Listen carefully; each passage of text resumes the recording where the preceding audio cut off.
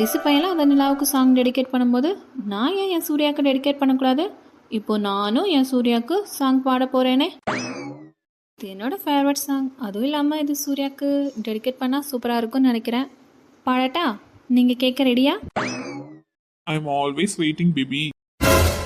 என்னது, எனக்கு மட்டும்தான் அந்த வாய்ஸ் கேட்டுச்சா இல்லை உங்கள் எல்லாருக்குமே கேட்டுச்சா? உங்களுக்கு மட்டும் தான் கேட்கும் மேடம். ஆடு ரிசி, உன்னோட வேலை தானே, எனக்கு நல்லாவே தெரியும். போடா, நான் பாட்டு பாடணும். டேய், ஒழுங்கா ஓடிரு. அப்புறம் நிலா மேட்ரு அம்மா கிட்ட சொல்லி கொடுத்துருவேன், பார்த்துக்கோ. அவன் கிடைக்கிற ஃப்ராடு பையன். என்ன செல்லக்குட்டீஸ், கேட்கறதுக்கு ரெடியா இருக்கீங்களா? காலோ யாவு நானோ உன்னை பார்த்தே வாழனோ, உயிர் போகும் நேரம் உந்தன் மடியில் சாய்ந்தே சாகணும், உன்னை தவிர என்ன வேணும், வேற என்ன கேட்க தோணும், நெஞ்சு முன்னோடு வாழாம மண்ணோடு சாயாதடா.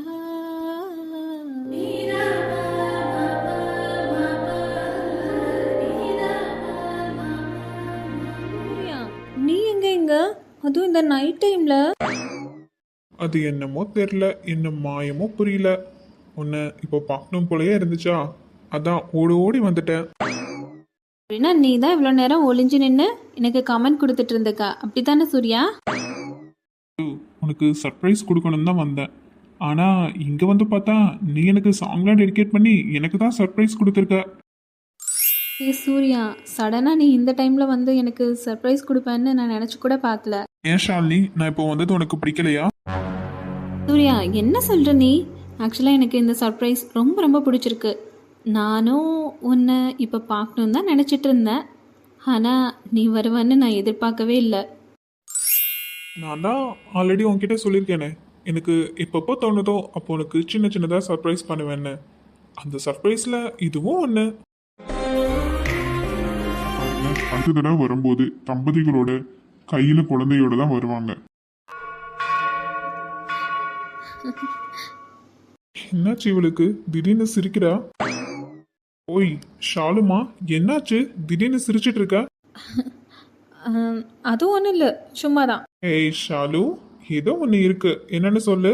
அது ஒன்றும் இல்லை, ஜஸ்ட்டு கோவிலில் ஐயர் சொன்னார்ல, அதை பார்த்து நினச்சி சிரிச்சிட்டு இருந்தேன். என்னது, ஐயர் சொன்னது நினைச்சியா? ஆமாம். ஷாலு, இப்போ உன்கிட்ட தெரிகிற இந்த மாற்றம் எனக்கு ரொம்ப புதுசாக இருக்கு. ஒரு மாதிரி ஹாப்பியாக இருக்கு. இன்னும் 6 மாசத்துல நம்மளோட கல்யாணம். அதுக்கு முன்னாடி என்னை நீ முழுசாக புரிஞ்சுப்பன்னு எனக்கு நம்பிக்கை வந்துருச்சு ஷாலு. சூர்யா, உன் மேலே இருக்கிற என்னோட காதல் ரொம்ப லேட்டாக ஸ்டார்ட் ஆனாலும் அது ஸ்ட்ராங்காக இருக்கும். ஷாலு, உனக்கான ஸ்பேஸ் நான் எப்போவுமே கொடுப்பேன். அது வரைக்கும் உன்னை நான் டிஸ்டர்ப் பண்ணவே மாட்டேன். உனக்கு எப்போ கம்ஃபர்டபுளாக இருக்கோ அப்போ தான் மற்ற எல்லாமே. ஆனால் இந்த 6 மாதத்தில் உன்னோட சிரிப்புக்கு நான் 100% கேரண்டி கொடுப்பேன். ஏன்னா அதுதான் எனக்கு ரொம்ப ரொம்ப முக்கியம். சூர்யா, நம்ம கோயிலுக்கு போயிட்டு வந்ததுலேருந்து உன் மேலே ரொம்ப நம்பிக்கை வந்துருச்சு. தெரில, ஆனால் நீ இருந்தால் போதும்னு ஃபீல் ஆகுது.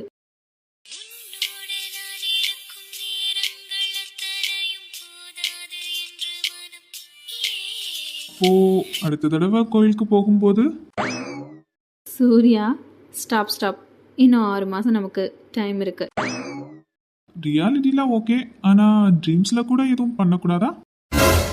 சூர்யா, என்ன பண்ணுற? ஏன் ஷாலு, பிடிக்கலையா?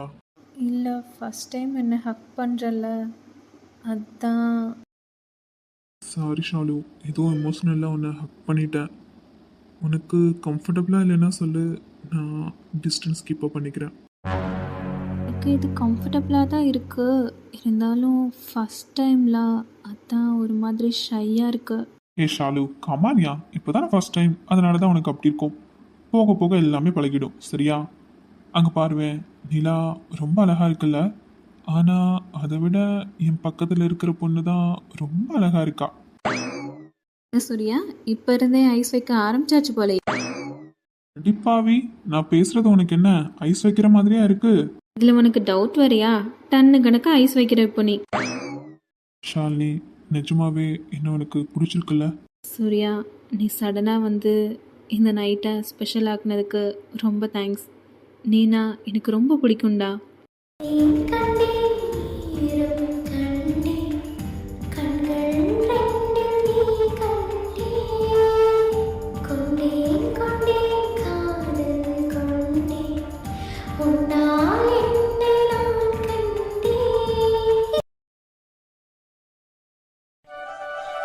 ஏண்டி கமலா, உனக்கு இருக்கிறது ஒரே ஒரு பையன். அவனும் இப்போ நல்லா வேலைக்கு போய் கை நிறையா சம்பாதிக்கிறான். அப்புறம் என்ன, சட்டுப்புட்டுன்னு ஒரு நல்ல பொண்ணா பார்த்து கல்யாணம் பண்ணி வைக்க வேண்டியது தானே? ஏண்டி நீ வேற, அவனுக்கு என்ன கல்யாணம் பண்ணி வைக்கக்கூடாதுன்னு நான் என்ன கங்கணம் கட்டிட்டா திரிகிறேன்? ஏண்டி உன்கிட்ட சொல்கிறதுக்கு என்ன, இப்போ வரைக்கும் 30 பொண்ணுங்களோட ஃபோட்டோவை அவன்கிட்ட காமிச்சிட்டேன்டி. எதுவுமே வேண்டாம் வேண்டான்னு சொல்கிறான். அதுவும் இல்லாமல் ஏண்டா நீ யாராவது கல்யாணம் பண்ணிக்க ஆசைப்படுறியா, யாரும் காதலிக்கிறான்னு கேட்டா அதுக்கும் உள்ள இல்லைன்னு சொல்கிறான். நான் என்னடியே பண்ணட்டும்? அதுக்காக இவன் இப்படி தட்டி கழிச்சுட்டே இருக்கான், ஒன்றும் விளங்க மாட்டேங்குதே. நான் வேணா எதுவும் பேசட்டுமாடி அவன்கிட்ட? இப்படி உன்னால பேச முடியும்னா தாராளமாக பேசுடி. என்னதான் உன் மனசில் இருக்குன்னு தெரிஞ்சுக்கணும் நானும். ஏண்டி உன்கிட்ட ஒரு விஷயம் சொல்லணும். நித்யாக்கும் ஒரு வரன் வந்திருக்குடி. அட உண்மையாவே வா, நல்ல விஷயம்தான். பையன் என்ன பண்ணுறானா, நல்ல குடும்பமா, என்ன இது விசாரிச்சியா? எப்படி வரன் வந்துச்சு உனக்கு? என்னோட ஃப்ரெண்டு வாசகி இருக்கால, அவளோட சொந்தண்டி. அந்த பையன் இப்போது அமெரிக்காவில் வேலை பார்த்துட்டு இருக்கானாமா. நல்லா வசதியான குடும்பம் தானா. ஒரே ஒரு தங்கச்சி மட்டும் இருக்கான். அந்த பிள்ளைக்கு கல்யாணம் ஆயிடுச்சான். இப்போ அந்த பையனுக்கு 34 வயசு ஆகுதான். அதான் பொண்ணு இல்லாமல் தேடிட்டு இருக்காங்க போல இருக்கு. ஏதாவது ஒரு நல்ல வரன் இருந்தால் பார்த்து சொல்லுங்கன்னு சொன்னாங்களாம். அதான் நம்ம வீட்டில் 2 பொண்ணுங்க இருக்காங்கல்ல, அதான் நித்யாவை பற்றி கேட்டா. நானும் வீட்டில் என்ன கேட்டுட்டு சொல்கிறேன்னு சொல்லியிருக்கேன்டி. என்னடி சரின்னு சொல்லலாமா என்ன ஏதுன்னு உன்கிட்ட கேட்கலான்ட்டு தான் வந்தேன். என்னடி சொல்கிற, பையனுக்கு 34 வயசா? நம்ம நித்யாக்கு இப்போ தானடி 25 ஆகுது. வயசு எவ்வளோ வித்தியாசம் இருக்குது. அதுவும் இல்லாமல் அந்த பையன் அமெரிக்காவில் வேலை செய்கிறான். இங்கே லோக்கலில் இருக்க பசங்களையே நம்மளால் என்ன ஏதுன்னு விசாரிக்க முடியல. அங்கே இருக்கிற பையனை எப்படி நம்பி கொடுக்க முடியும்? கொஞ்சம் இரு, நல்லா விசாரிக்கலாம். அதுக்கப்புறம் என்ன ஏதுன்னு பார்த்துட்டு பதில் சொல்லலாம். உடனே டக்குன்னு எதுவும் முடிவு பண்ணாத. ஏன்னா பிள்ளைங்க விஷயம், சரியா? வாழ்க்கை சம்மந்தப்பட்டமான விஷயம். டக்குன்னு எதுவும் முடிவு பண்ணவே கூடாது. தாண்டி எனக்கு என்ன முடிவு சொல்கிறதுன்னு தெரியல. வீட்டில் கேட்டுட்டு சொல்கிறேன் மட்டும்தான் சொன்னேன். உன்கிட்ட சொன்னால் நீ என்ன விவரமாக விசாரிப்ப, என்ன ஏதுன்னு கேட்ப. அதனால தாண்டி உன்கிட்ட சொல்லலான்ட்டு வந்தேன். சரி இரு, பொறுமையாக என்ன ஏதுன்னு விசாரிக்கலாம், சரியா? நான் கார்த்திகிட்ட சொல்கிறேன். அந்த பையனை பற்றி டீட்டெயில்ஸ்லாம் கலெக்ட் பண்ணிக்கலாம். சரி கமலா, நான் அப்படியே கிளம்பட்டா? பிள்ளைங்க வேறு வந்திருப்பாங்க. நான் என்ன ஏதுன்னு போய் பார்க்கணும். 2 வீட்டு தள்ளி தான் நீ இருக்கேன். ஆனால் எனக்கே சொன்னால்தான் தான் இங்கே வீட்டுக்கே வர. வந்த உடனே கிளம்புறேன். உட்காரு கொஞ்ச நேரம், அதுக்கப்புறம் போகலாம். பிள்ளைங்க என்ன கொஞ்ச நேரம் இருக்கட்டும். அம்மா இங்கே தான் இருக்கியா? வாமா வீட்டுக்கு போகலாம். ஒரு முக்கியமான விஷயம் உங்ககிட்ட சொல்லணும். நான் ரொம்ப ஹாப்பியாக இருக்கேம்மா. நித்யா வாமா. வரேன் ஆண்டி. சரி, ஏதோ முக்கியமான விஷயம்னு சொன்னேன், சொல்லு என்னன்னு. அம்மா அது நான் வீட்டில் போய் சொல்கிறேன், வாமா. ஏன் நித்யா, அந்த முக்கியமான விஷயம் உங்கள் அம்மா கிட்ட தான் சொல்லுமா, இந்த அத்தை கிட்ட சொல்ல மாட்டியா? என்கிட்ட சொல்லக்கூடாதுன்னு அப்படிலாம் இல்லை ஆண்டி, கண்டிப்பாக சொல்கிறேன். டி ரொம்ப சஸ்பென்ஸ் வைக்காத, என்னன்னு சொல்லு. நான் நேற்று ஒரு ப்ரெசன்டேஷன் பண்ணேன்ல, அது எங்கள் எம்டிக்கு ரொம்ப பிடிச்சிருந்துச்சு. அவரே நேரில் கூப்பிட்டு என்னை ரொம்ப பாராட்டினாரு தெரியுமா? அது மட்டும் இல்லாமல் எனக்கு யூஎஸ் போகிறதுக்கு ஒரு பெரிய ஆஃபர் வந்திருக்கு. ரெடி ஆயிக்கோ நித்யான்னு சொன்னாருமா. அமெரிக்காவா? அது ரொம்ப தூரம் ஆச்சேடி. அங்கே போயிட்டா எங்களை விட்டுட்டு தனியாக எப்படி இருப்ப? அதுவும் இல்லாமல் உனக்கு கல்யாண வயசு வந்துருச்சு. உனக்கு இப்போ கூட ஒரு நல்ல வரன் வந்திருக்கு நித்யா. நாங்கள் எப்படி எங்களோட கடமையை முடிக்கிறது? இது என்னோட பல நாள் கனவுமா. எத்தனை வருஷம் கழிச்சு எனக்கு இந்த ஆஃபர் கிடைச்சிருக்கு தெரியுமா? இப்போ போய் நீங்கள் கல்யாணம் அது இதுன்னு பேசிகிட்டு இருக்கீங்க. என்ன வள்ளி நீ, இது எவ்வளோ பெரிய வாய்ப்பு தெரியுமா? நித்யாம்மா நீ தைரியமாக போயிட்டு வா. நல்லா வேலை பாரு, நிறைய சம்பாதி, கல்யாணத்தை பற்றி அப்புறம் நிதானமாக யோசிச்சுக்கலாம். இதெல்லாம் எல்லாருக்கும் கிடைக்காத வாய்ப்பு கண்ணு, விட்டுறாத. ஆன்ட்டியை பார்த்து கற்றுக்கோ. அவங்க பாருங்க எவ்வளோ சப்போர்ட் பண்ணுறாங்க. நீங்கள் மட்டும் ஏமா எப்படி இருக்கீங்க? என்ன நித்யா, இவ்வளோ சீக்கிரம் அமெரிக்கா போறேன்னு சொல்ற? நான் இதை எதிர்பார்க்கவே இல்லையே. நீ போயிட்டா அப்புறம் உன்னை என்னால் பார்க்கவே முடியாதா? என் மனசுல இருக்கிறத உன்கிட்ட சொல்லக்கூட நேரம் கொடுக்காம இப்படி கிளம்புறிய நித்யா. ஆண்டி நீங்கள் எனக்கு சப்போர்ட் பண்ணதுக்கு ரொம்ப தேங்க்ஸ் ஆண்டி. உங்கள் ஃப்ரெண்டுக்கு கொஞ்சம் புரிய வைங்க. பாரு நித்யாம்மா, உங்கள் அம்மாவை பற்றி நீ கவலையே பட வேண்டாம். உன்னோட கோல் ஏதோ அதை நீ கரெக்டாக அச்சீவ் பண்ணு, சரியா? Okay aunty. அப்படி நாங்கள் கிளம்புறோம். கார்த்திக் இப்போ தான் டியூட்டி முடிச்சு வரையோ? இப்போ 2 hours பிரேக் ஆண்டி, சாப்பிட்டுட்டு திரும்ப போகணும். ஓ அப்படியாப்பா, நைட் டியூட்டி மாதிரியோ? ஆமாண்டி, எப்போ எந்த டைம்னு சரியாக சொல்ல முடியாது. அப்பப்போ டியூட்டி சேஞ்ச் பண்ணிகிட்டே இருப்பாங்க. ஓ அப்படியாப்பா, சரிப்பா நீ போய் முதல்ல சாப்பிடு, நேரமாச்சுல்ல. சரிங்க ஆண்டி. நீங்கள் சாப்பிட்டீங்களா? வாங்க சாப்பிட்லாம். நாங்கள் இனிமேல் தான்ப்பா சாப்பிட்ணும். நான் அங்கே டிஃபன்லாம் செஞ்சு தான் வந்தேன். உங்கள் அம்மாவை பார்த்து ரொம்ப நாள் ஆச்சா, அதான் பேசிட்டு போகலான்ட்டு வந்தேன். சரிப்பா நீ போய் சாப்பிடு, நான் அங்கே செஞ்சு வச்சுருக்கேன், போய் சாப்பிட்றோம். நித்யா வாடி போகலாம். நீ முன்னாடி போம்மா, கார்த்திக்கிட்ட கொஞ்சம் நேரம் பேசிட்டு வரேன். நான் முன்னாடி போகிறேன், சீக்கிரம் வா. சரிம்மா. இப்போதான் வந்தியா இல்லை கொஞ்ச நேரம் முன்னாடி வந்தியா? நாங்கள் பேசினது உனக்கு கேட்டுச்சா? ஆமா நித்யா, நான் வந்து 10 நிமிஷம் ஆச்சு. நீங்கள் பிஸியாக பேசிட்டு இருந்தீங்களா? அதான் நான் உள்ளே வரல. நீ யூஎஸ் போகிறத பற்றி தானே பேசிட்டு இருந்த. கங்க்ராட்ஸ். என்ன கார்த்திக், ஃபார்மாலிட்டிக்கு விஷ் பண்ணிட்டு கிளம்ப பார்க்குற? என்கிட்ட தனியாக பேசக்கூட உனக்கு தோணலையா? அதெல்லாம் இல்லை நித்யா, நீ ரொம்ப சந்தோஷமாக இருக்க. அதான் டிஸ்டர்ப் பண்ண வேணாம்னு நினச்சேன். பெரிய ஆஃபர், பெரிய சேலரி, போயிட்டு வா. All the best. என்ன கார்த்திக், வெறும் ஆல் தி பெஸ்ட் மட்டும்தானா? நான் போகிறது உனக்கு உண்மையாகவே சந்தோஷமா? என்ன, உன் கெரியர் முக்கியம் இல்லையா? ஒரு ஃப்ரெண்டாக எனக்கு சந்தோஷம்தான். பொய் சொல்லாத கார்த்திக், உன் கண்ணு சொல்லுது நீ பொய் சொல்கிறேன்னு. எனக்கு தெரியும், நீயும் நானும் ஒன்றா படித்தவங்க, ஒன்றா வளர்ந்தவங்க. இப்போ நான் இவ்வளோ தூரம் போகிறேன்னு சொன்ன உடனே உன் முகம் ஏன் இப்படி வாடி போச்சு? அம்மாடி, எனக்கு வருத்தமாக தான் இருக்குது. ஆனால் அதை சொல்லி உன்னை இங்கேயே கட்டி போட எனக்கு என்ன உரிமை இருக்குது? நீ அங்கே போயிட்டா அப்புறம் நான் யாரை வந்து பார்ப்பேன்? யார் கூட சண்டை போடுவேன்? இந்த போலீஸ் வேலையில் இருக்க டென்ஷனை எல்லாம் யார்கிட்ட வந்து கொட்டுவேன்?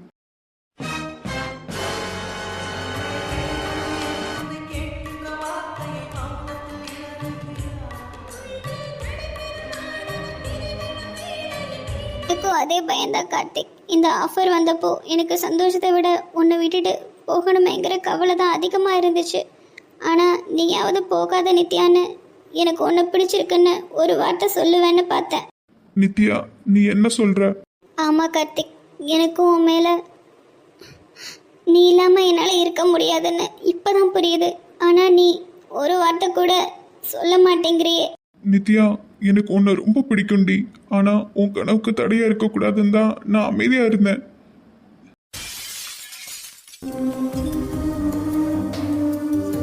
என் மனசில் இருக்கிறத உன்கிட்ட சொல்ல ஒரு நாள் குறித்து வச்சுருந்தேன். உன் முன்னாடி நின்று எனக்கு உன்னை பிடிச்சிருக்குன்னு என் பர்த்டே அன்னைக்கு சொல்லலான்னு தான் இவ்வளோ நாள் காத்துட்ருந்தேன். நித்யா, நீ நிஜமாக தான் சொல்றியா? ஆமாம் கார்த்திக், ஆனால் இந்த நிமிஷம் என் மனசில் இருக்க எமோஷன்ஸை உன்கிட்ட சொல்லி ஆகணும்னு தோணுது. ஒரு பக்கம் இந்த யூஎஸ் ஆஃபர், இது என்னோட பல நாள் கனவு தான் கார்த்திக். இதோ இந்த நிமிஷத்துக்காக தான் நான் இவ்வளோ வருஷம் கஷ்டப்பட்டு படித்தேன், வேலை பார்த்தேன். எனக்கு புரியுது நித்யா, உன் கனவு எவ்வளோ முக்கியம்னு எனக்கும் தெரியும்.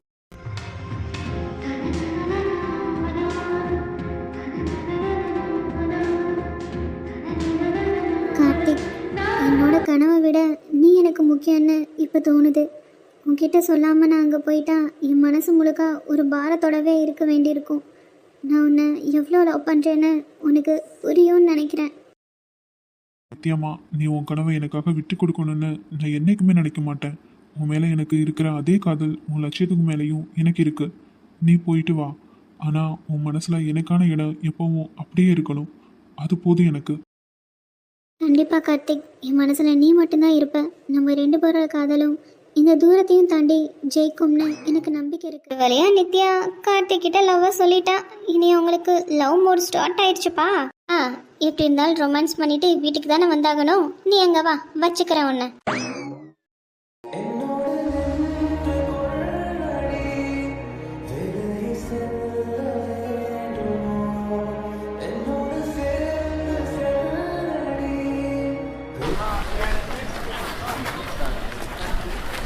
அதுக்கடி ஓரம் கூட்டிட்டு வந்த என்ன சில பல கேள்விகள்லாம் உன்கிட்ட கேட்க வேண்டியது இருக்குக்கா. அதுக்காக தான். என்னடி அப்படி கேட்க போற? என்னக்கா, நான் பார்த்த காட்சி எல்லாமே உண்மையா? என்னால நம்பவே முடியலையே. நீயா அது? என்னடி உளறிட்டு இருக்க? எனக்கா நடக்குதுங்க? அந்த கார்த்திகனாவை உனக்கு ஸ்கூல் டேஸ்ல இருந்தே பிடிக்காது. அவரை பார்த்தாவே முறைச்சிட்டு போவ. ஆனா இப்ப அவரையே கட்டி பிடிச்சிட்டு நின்ன. என்னக்கா விஷயம்? என்ன லவ்வா? மீரா சும்மா இருடி, நீ வேற. அக்கா, என்ன இது? கார்த்திக் அண்ணா உன்னை லவ் பண்றாருன்னு எனக்கு ரொம்ப நாளாவே தெரியும். ஆனா நீயும் அவரை லவ் பண்றேன்னு எனக்கு தெரியாம போச்சே. எப்படி? நான் அவரை லவ் பண்றது கார்த்திக்கே தெரியாது, அப்புறம் உனக்கு எப்படி தெரியும்? அப்படின்னா இப்போதான் உன் லவ்வ சொன்னியாக்கா? ஆமா மீரா, இப்போதான் சொன்னேன். அக்கா, உண்மையாவே நீ சொல்லிட்டியா? அட ஆமாடி, நான் சொல்லிட்டேன். உண்மையாக சொல்லணும்னா எனக்கு கார்த்திக் சின்ன வயசுலேருந்தே பிடிக்கும். ஆனால் அவன் என்னை விட நல்லா படிப்பானா, அதனால் அவன் மேலே எனக்கு எப்போவும் கொஞ்சம் கோவம் இருக்கும். அது அப்போ லவ் இல்லை, போட்டி மாதிரி தான். ஸ்கூல் டேஸில் நாங்கள் ரொம்ப போட்டி போட்டுகிட்டே இருந்தோம். அதுக்கப்புறம் 2 பேருமே காலேஜ் வேறு வேறு சைடு போயாச்சு. அவன் போலீஸ் ஆகணும்னு அந்த வழியில் போயிட்டான்.